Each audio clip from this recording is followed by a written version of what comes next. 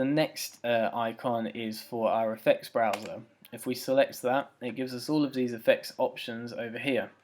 If you hover over them, it will give you an example of what those look like. So there are tons and tons of effects in here. I'm constantly trying to find new ones that are useful to you and add them in here so that you can use those as well. So look out for new effects constantly coming up. Some of them are terrible. I can't think why anyone would ever need to use them. One of my particular favourites is this Kaleidoscope Effect. If anyone can find a use for that, I'd be impressed, other than some kind of psychedelic music video. But there are lots of really useful ones as well. So in here it also has our green screening options, which are called keying.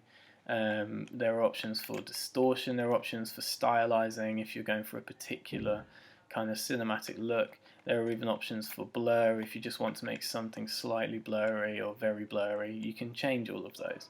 So we'll have a look at blur, for example. This is a Gaussian blur.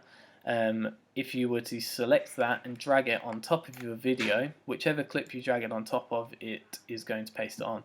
So we've added a blur to this particular central clip. Once you've added an effect, you can adjust the parameters of that effect over in your effects browser. You can see now I've got Gaussian listed in my effects. I can change the amount of it, I can change the direction of it. There's a blur boost, which is a bit crazy.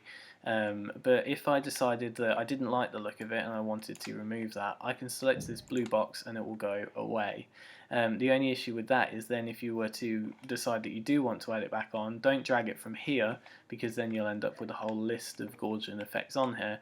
Just select that blue box again and it will add that back. So I've added my Gaussian effect, but maybe I want to have a look at making it go from being clear to being blurry. What I like to do is use the zoom tool and zoom in a little bit. Scroll along so that I can see the clip very clearly. If you right click on that and go to show video animation, it shows you all of these different options. If you double click the one for Gaussian, then you can see there's a line showing me the amount of that effect that is on that clip. That's also displayed up here. You'll see that it matches, and if I were to change one of these, it would change the other.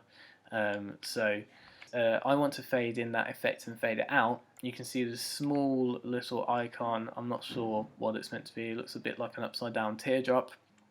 If I select that and drag that across, you can see it creates a diagonal line.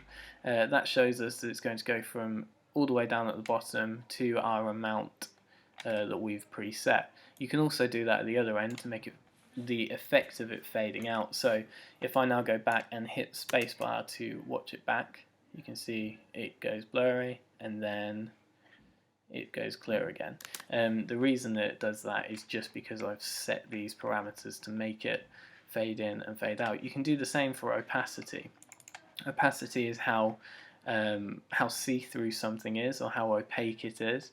You can change your opacity again using these lines, or over here in where is it? Or over here in compositing at the very bottom, you can change that. Or again, you can fade it in and fade it out. I like to use this option instead of using a transition because it's a very, very smooth fade. If the longer you drag it out for, the smoother that fade is going to be. So you see how it fades in, but it also fades to blurry. So that's a very handy tool to know how to use. It saves you then having to use the transition effects, which a lot of them don't look very nice, and I try and avoid most of them. So that is adding an effect. There are tons of effects that you can use over here, and each one of them will have different parameters so that are specific to that particular effect. So don't expect them all to have opacity or all of them to have you know, the amount or horizontal or vertical, those kind of things. They'll all have different ones.